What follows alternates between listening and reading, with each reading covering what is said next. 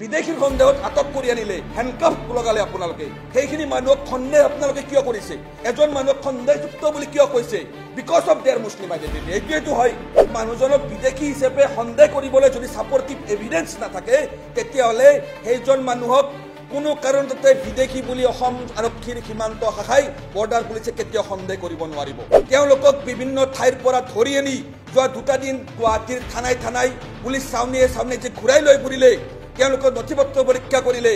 এই কামটোৰ দ্বাৰা গুৱাহাটী আৰক্ষীয়ে Rahim Ali versus state of আছামৰ 2024 চনত মহামান্য উচ্চতম ন্যায়ালয়ে যি ৰায়দান দিছিল সেই ৰায়দানৰ চূড়ান্তভাৱে অৱমাননা গুৱাহাটী আৰক্ষীয়ে কৰিছে যদি কোনোবা এজন ব্যক্তিক আজি বাংলাদেশী বুলি বিদেশী ন্যায়াধিকৰণে ৰায় দিছে বা আৰক্ষী গ্ৰেপ্তাৰ কৰি আনিছে তে সেই একে বাংলাদেশীজনৰ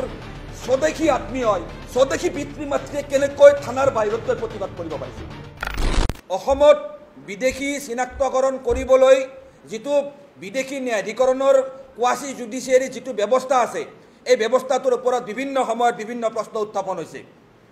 আপোনালোক আটাই জানে যেটো বিদেশী ন্যায়াধিকৰণ ব্যৱস্থা এটো সম্পূৰ্ণ এটো জুডিচিয়াৰী নহয় এটো হল এক্সিকিউটিভ বডিৰ দ্বাৰা পৰিচালিত এটা কোৱাসি জুডিচিয়াৰী সিস্টেম আৰু এই বিদেশী অসমত যি এখন বিদেশী ন্যায়াধিকৰণ আজিৰ তাৰিখত ফাংচন কৰি আছে কাম কৰি আছে এই বিদেশী ন্যায়াধিকৰণৰ যিজন মেম্বাৰ সেই মেম্বাৰজনৰ যিটো চাকৰি হেয়া কোনো স্থায়ী চাকৰি নহয় 10 বছৰৰ আইনী অধিবক্তাৰ অভিজ্ঞতা ৰখা যিকোনো ব্যক্তিক চৰকাৰে উক্ত বিদেশী ন্যায়াধিকৰণৰ সদস্য হিচাপে নিযুক্তি দিব পাৰিছে আৰু আপোনালোক আটাই জানে যে সমগ্ৰ অসমৰ বিদেশী ন্যায়াধিকৰণসমূহে বিগত সময়ছোৱাত দিয়া বিভিন্ন ৰায়দান পৰৱৰ্তী সময়ত মহামান্য গুৱাহাটী উচ্চ ন্যায়ালয় আৰু মহামান্য উচ্চতম ন্যায়ালয়ে খাৰিজ কৰিছে আৰু আমি বাৰম্বাৰ কৈ আহিছো যে বিদেশী ন্যায়াধিকৰণত সাধাৰণ নাম বয়সৰ কিছু তাৰতম্যৰ বাবে হাজাৰ লাখ প্ৰকৃত ভাৰতীয় নাগৰিকক বিভিন্ন সময়ত বিদেশী হিচাপে ঘোষণা কৰি থকা হৈছে আৰু ইয়াত বিভিন্ন সময়ত বিদেশী ন্যায়াধিকৰণৰ যিসমূহ সদস্য তেখেতসকলে পক্ষপাতত লিপ্ত হোৱাৰ অভিযোগ উত্থাপন হৈছে 2016 চনত তেতিয়াৰ সৰ্বানন্দ সোণোৱাল ডাঙৰীয়াই যেতিয়া মুখ্যমন্ত্ৰী দায়িত্ব লৈছিল তাৰ এটা বছৰ পিছতেই আপোনালোকে নিশ্চয় জানে সেই সময়ত দা টেলিগ্ৰাফ ৰাষ্ট্ৰীয় সংবাদ মাধ্যম দা টেলিগ্ৰাফত এটা বাতৰি সবিস্তাৰে প্ৰকাশ পাইছিল যে 19 জন বিদেশী ন্যায়াধিকৰণৰ সদস্যক তেওঁলোকৰ চাকৰিৰ পৰা টাৰ্মিনেট কৰা হৈছিল আৰু সেই সময়ত টেলিগ্ৰাফত বিতং বাতৰি প্ৰকাশ পাই কৈছিল যে এই যে 19 জন বিদেশী ন্যায়াধিকৰণৰ সদস্যক তেওঁলোকৰ চাকৰিৰ পৰা বৰখাস্ত কৰা হৈছিল তাৰ কাৰণ হিচাপে কোৱা হৈছিল যে তেওঁলোকৰ পাৰফৰ্মেন্সটো স্যাটিসফ্যাক্টৰি নহয় অৰ্থাৎ তেওঁলোকে যেনেকৈ বিদেশীৰ ঘোষণা কৰিব লাগিছিল তেনেকৈ তেওঁলোকে বিদেশী ঘোষণা কৰিব পৰা নাছিল সেই সময়ত দেশৰ আগকাৰী ৰাজল সাংবাদিকে উক্ত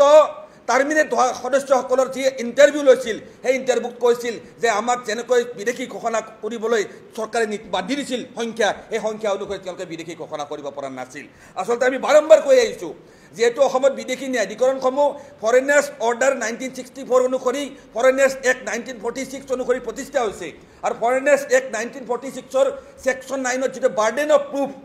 বাৰ্ডেন অফ প্ৰুফৰ সম্পূৰ্ণভাৱে অসম আৰক্ষীয়ে অপব্যৱহাৰ কৰি অসম আৰক্ষীৰ সীমান্ত বিভাগে অপব্যৱহাৰ কৰি আজি হাজাৰ ফৰেনাৰ্ছ ট্ৰিবিউনেললৈকে কেছ ৰেফাৰেন্স হিচাপে পঠাই থকা হৈছে যি সময়ত মুছলিম মণ্ডল ভাৰ্চেছ ষ্টেট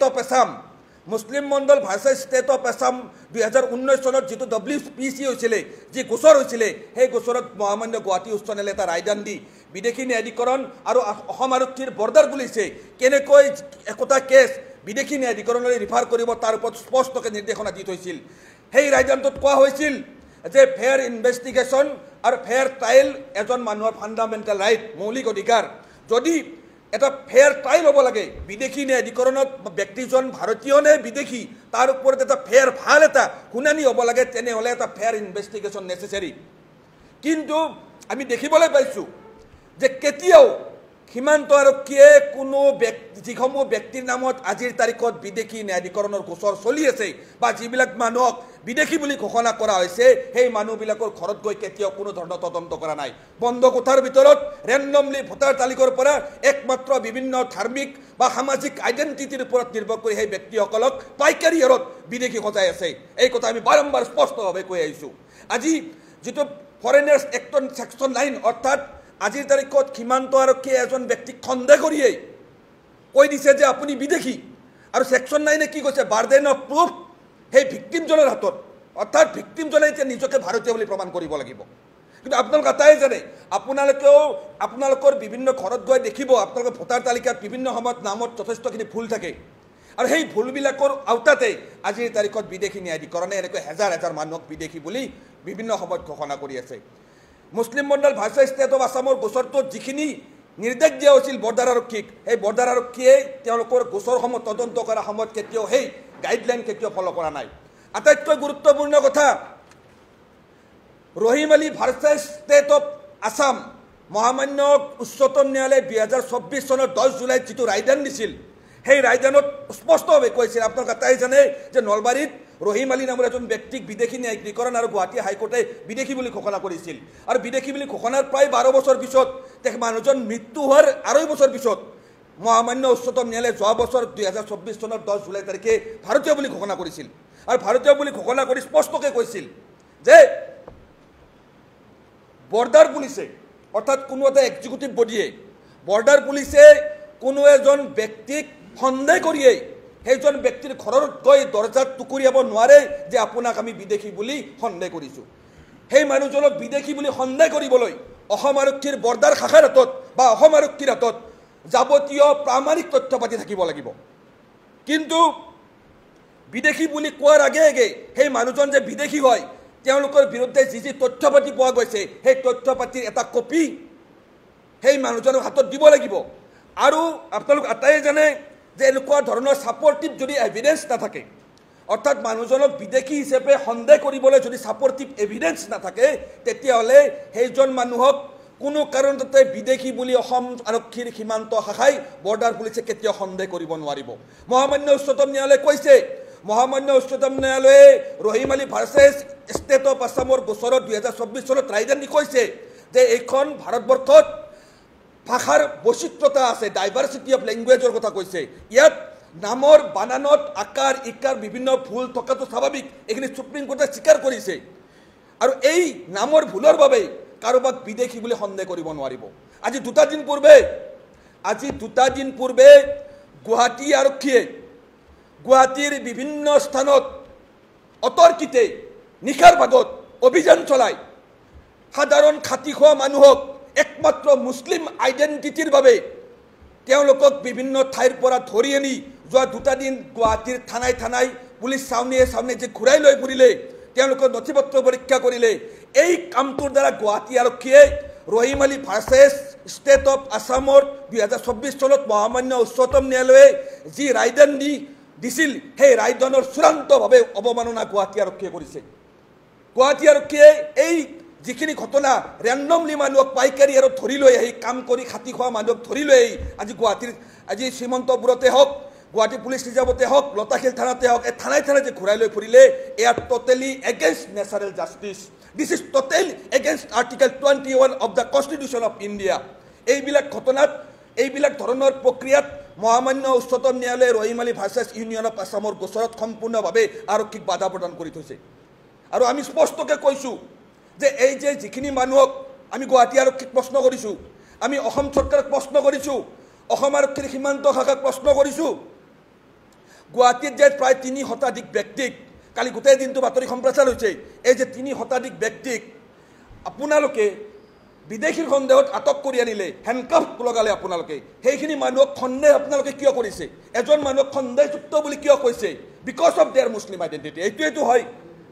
তেওঁলোক দৰিদ্ৰ মানুহ তেওঁলোকৰ মুছলিম আইডেণ্টিটি সেইকাৰণে আপোনালোকে সেইখিনি মানুহক ধৰি বান্ধি আনি আজি বিদেশী বুলি আপোনালোকে দুদিন ধৰি অত্যাচাৰ চলালে হাৰাশাস্তি কৰিলে আৰু এতিয়া শেষত আপোনালোকে যাব দিবলৈ বাধ্য হৈছে মাত্ৰ কেইজন মানে ৰাখি থৈছে আপোনালোকে এইখিনি নিউজ কৰিব আপোনালোকে যাই তথ্য লওক সেই 300ৰ ভিতৰত কিমানজন মানুহ গুৱাহাটী আৰক্ষীৰ বৰ্ডাৰ বিভাগে স্বদেশী বুলি পালে আৰু কিমানজন বিদেশী বুলি পালে এটা সাধাৰণ লজিক যদি কোনোবা এজন ব্যক্তিক আজি বাংলাদেশী বুলি বিদেশী ন্যায়াধিকৰণে ৰায় দিছে বা আৰক্ষী গ্ৰেপ্তাৰ কৰি আনিছে তে সেই একে বাংলাদেশীজনৰ স্বদেশী আত্মীয় স্বদেশী পিতৃ মাতৃয়ে কেনেকৈ থানাৰ বাহিৰত গৈ প্ৰতিবাদ কৰিব পাৰিছে এটা সাধাৰণ লজিক সেয়েহে আমি বাৰম্বাৰ কৈ আহিছোঁ যে অসম আৰক্ষীৰ সীমান্ত শাখাই ফৰেনাৰ্ছ এক্ট 1946ৰ ছেকশ্যন 9 যি বাৰ্ডেন অফ প্ৰুফ ভিক্টিমৰ হাতত থাকে তাৰ সম্পূৰ্ণ অপব্যৱহাৰ কৰি আজি বিদেশী ন্যায়াধিকৰণলৈকে লাখ লাখ ৰেফাৰেন্স গোচৰ পঠিয়াইছে আৰু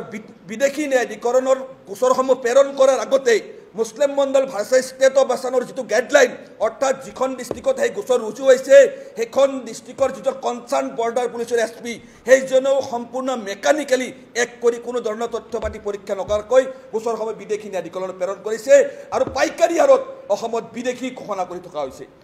আমি স্পষ্টকৈ কৈছোঁ ABMC আমি স্পষ্টকৈ কৈছোঁ অসমত এজনো বিদেশী থাকিব নালাগে যিসমূহ ব্যক্তিক আজি বিদেশী বুলি বাংলাদেশী বুলি অসম চৰকাৰে গ্ৰেপ্তাৰ কৰিছে ডিটেনশ্যন কেম্পত বন্দী কৰি ৰাখিছে সেইসমূহ ব্যক্তি যদি বাংলাদেশী হয় বাংলাদেশলৈ ডিপৰ্ট কৰক বাংলাৰ আজি ভাৰতে বিশ্বগুৰু বুলি নিজকে কয় বাংলাদেশক কিয় বাধ্য কৰাব পৰা নাই নিজৰ দেশৰ নাগৰিকসকলক তেওঁলোকে সমজি ল'বলৈ বাংলাদেশী কিয় আমি ইয়াত ভাত পানী খুৱাই ৰাখিছোঁ সেই প্ৰশ্ন আমি উত্থাপন কৰিছোঁ আজি বিজেপি চৰকাৰ অহাৰ পিছত কেইজন বাংলাদেশীক ডিপৰ্ট কৰিলে আমি ক'বলৈ বাধ্য হৈছোঁ বিশ্বৰ ভিতৰতে সৰ্ববৃহৎ ধৰ্মনিৰপেক্ষ গণতান্ত্ৰিক সমাজতান্ত্ৰিক কল্যাণকামী দেশ ভাৰতবৰ্ষত আজি নিজৰ দেশৰ নাগৰিককে একমাত্ৰ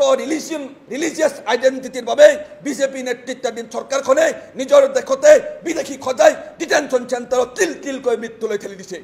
আজি কিছুদিন আগতে হোজাইৰ এজন ব্যক্তি যেতিয়া ডিটেনশ্যন চেণ্টাৰত মৃত্যু হ'ল তেওঁৰ মৃতদেহ হোজাইত তেওঁৰ নিজৰ পৰিয়ালক গতাই দিবলৈ চৰকাৰ কিয় গ'ল সেই প্ৰশ্ন আমি উত্থাপন কৰিছোঁ যদি তেওঁ ডিটেনশ্যন চেণ্টাৰত বিদেশী হিচাপে জীয়াই আছিল ডিটেনশ্যন চেণ্টাৰত মৃত্যু হৈছে তেন্তে তেওঁৰ পৰিয়াল হোজাইত কেনেকৈ থাকিল সেই প্ৰশ্ন আমি উত্থাপন কৰিছোঁ এয়া সম্পূৰ্ণভাৱে বিদেশী বিদেশী বিদেশী এই ইছ্যুটো লৈ আজি অসমত প্ৰায় 50টা বছৰ ৰাজনীতি চলিল আৰু এই ৰাজনীতি আহি থকা 500 বছৰ জীয়াই ৰাখিবলৈ আজিৰ তাৰিখত চৰকাৰে সম্পূৰ্ণ হঠকাৰিতাৰে উদ্দেশ্যপ্ৰণোদিতভাৱে ৰাজনৈতিকভাৱে ষড়যন্ত্ৰ কৰি আকৌ এবাৰ বিদেশীৰ নামত অসমৰ খাটি খোৱা মুছলমান